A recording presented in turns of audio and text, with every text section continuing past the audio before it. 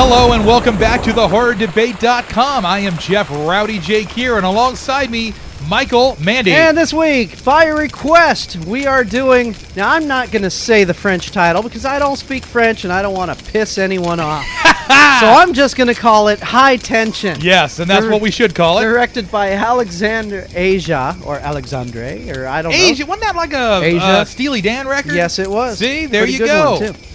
High Tension, and it's starring, this is the funny thing, Cécile de France, or de France. De France. I'm sorry.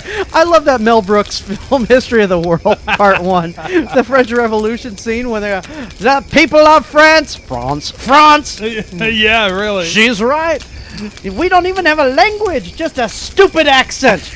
She's right. We all sound like Maurice Chevalier. Ho, ho, ho. Mikey, what did you take before this review here? Come on. I love it. I love Mel Brooks, History of the World, Part 1. That's like one of my favorite movies. Anyways, Cécile de France, or France, she is in the Jackie Chan movie Around the World in 80 Days. Okay. And after that movie, I was like, oh, wow. And then I saw she's in this, but she has the most god-awful boy haircut. Yeah, she does. In this movie. It's like she's really attractive when she has nice hair. Mike! But this movie, wow. Mike, she caught me off guard here. Yeah? Okay, Why? now I got to tell you a little backstory on this one, okay? I've had this movie in my collection for years. And I always said, dude, I have to watch High Tension. Yeah. I got to get around to it. It came out in 2003. Yeah, Mike and I have got to sit down. We got to watch this thing. 7 years ago.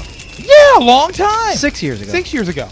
And, finally we get around to it because one of our listeners wrote in and said, hey, what about High Tension? And we went, you're right. And we said, you know what? You're absolutely right. It's been sitting there on my shelf for forever. Uh-huh. So let's pop it in, right? Well, we watched it. Here's what happened. I was running late, okay? And usually I'm pretty well ready to go with our debates here. I was running behind. So I get up first thing in the morning, and I pop this thing in at like 7 a.m. At 7 a.m., I am not ready to compute what I just watched. Okay? Okay, at 7 a.m., I'm sitting with my head kind of sideways going, whoa. Yeah. This was some heavy-duty stuff, Mike. Mm-hmm. This was like, wow, this blew my mind. I had to go back and go, wait a minute, I thoroughly enjoyed this film. Yeah. But I wasn't ready for it mentally. I wasn't there yet, It took me a little while to warm up. I was so not with it that when the big twist came... Yeah, that's the thing. This movie, if you have not seen it, there's a twist ending to it. Well, but you weren't quite at the twist yet. You weren't... For me, I wasn't quite getting that the twist had happened. I was trying to figure out, now, what the hell is going on? What just happened here, Okay. And then I got it. And when I got it, I had a shiver that went from the top of my head to my butt. Because I was like, oh, my God, the entire time I've been viewing this, that was going on. And then I had to go back in my mind and kind of think, wow, man, all that stuff that happened, this is what was really going on. You know what I mean? So it freaked me out. But did you like that freak out? Did you like it or not? Absolutely. Okay, because I watched it, and when I saw what was going on, no effing way. Yes. I shouted that out, and I hated it. Let me tell you why I hated the twist ending. Hold on. Let me tell you why it worked. Oh, I know it worked. Because I was a little concerned. I just didn't like it. Wait a minute. I was a little concerned because if we were going to have a straightforward horror film, like what was happening, because what was kind of, plot-wise, you've got two ladies, one being the one you mentioned with the butch hairdo, and the other being the daughter of the family that they're going to visit on their farm in France. Yeah, these two girls want to get away from the big city so they can study in peace, and so one girl says, my parents just moved out into the middle of nowhere. Let's go out there and visit them and hang out and study there. Yeah. So they go out there, and the first night, this bad guy breaks into the house, slaughters everybody except the main character lady, Cécile de France, with the bad haircut, and so then, except he kidnaps this one girl and puts her in his awful tin can. Well, let's be honest. And we saw what this guy does before he ever made it to the farm. He had a head of a chick in his lap. who you did not know was just a head.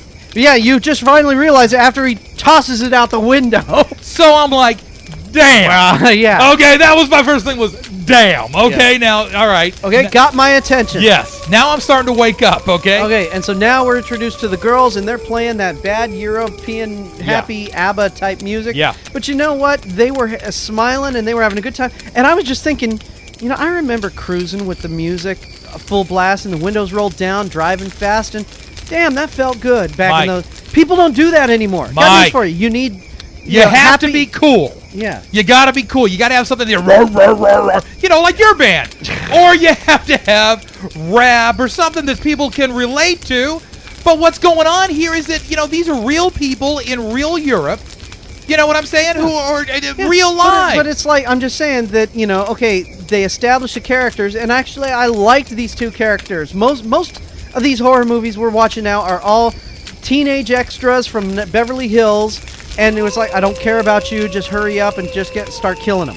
Yeah. But these two, they started talking. No, and this was they were good. having a good time. It's like I actually cared about these two. This was good build up in writing. And then when the head threw out the window, I went, now you got my attention. Now you got people I care about. Let's go. Mike, be honest. Come on. It had your attention as soon as you saw the head in the lap.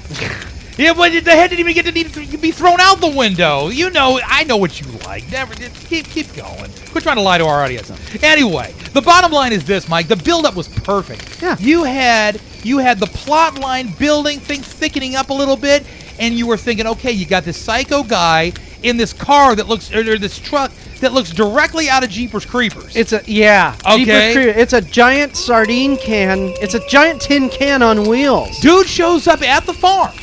Right? Knocks on the door. Bangs on the door. Dad opens the door. The father gets up, goes to the door, and gets stabbed through the door. Bam. Right? And then... There's no goofing around. And then talk about a Foreigner song, Head Knocker.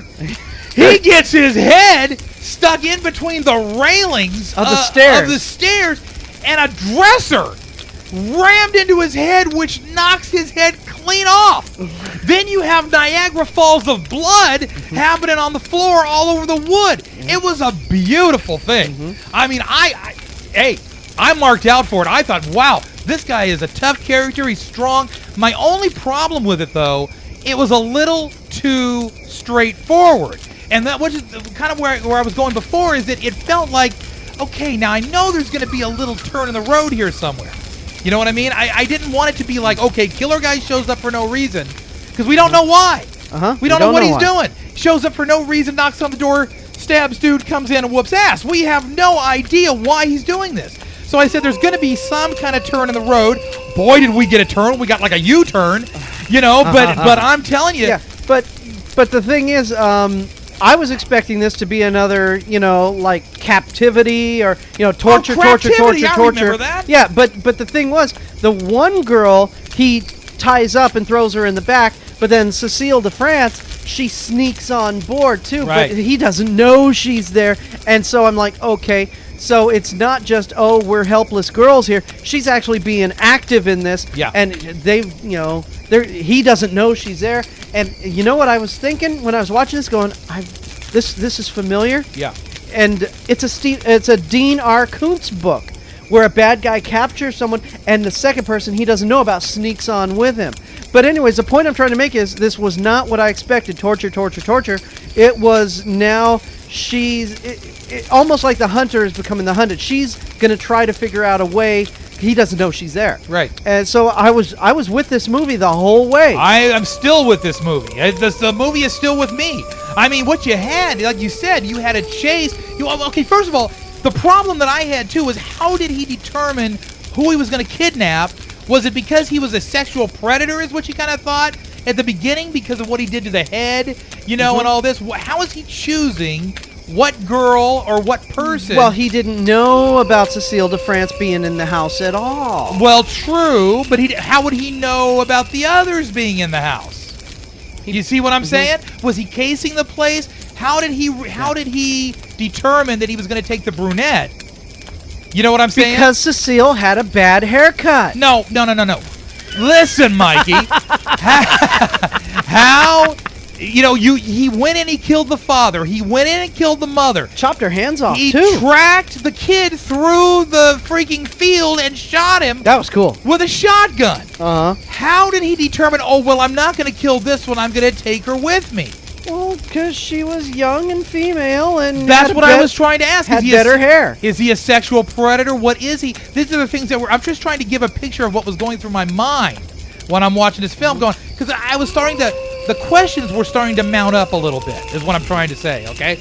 And then, you get, like you said, the main character, the strong chick, the dare Cecile. I say, Brutus in a dress.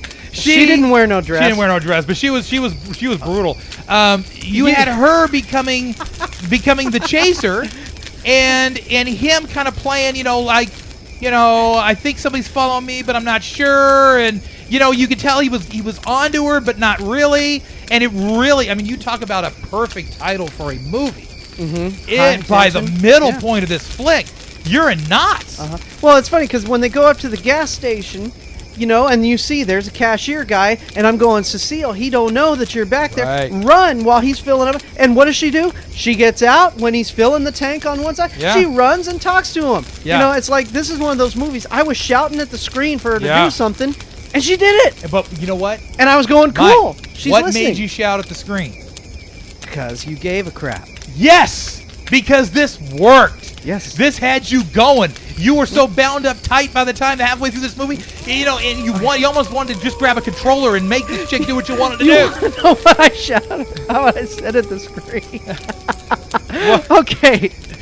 I'll just tell this to all you people out there who are listening. If you're going to go visit your friend's house and you're meeting their parents for the first time, it's kind of tacky to go up into the bedroom and start feeling yourself. True. In the first, and not only that, if you put on a Walkman headphones, you can't hear if someone's going to knock at the door and go, can I get you anything? But Mike, you don't want the parents who just met you to see yourself down there. Mike, even more. I was going, dude, that's dangerous.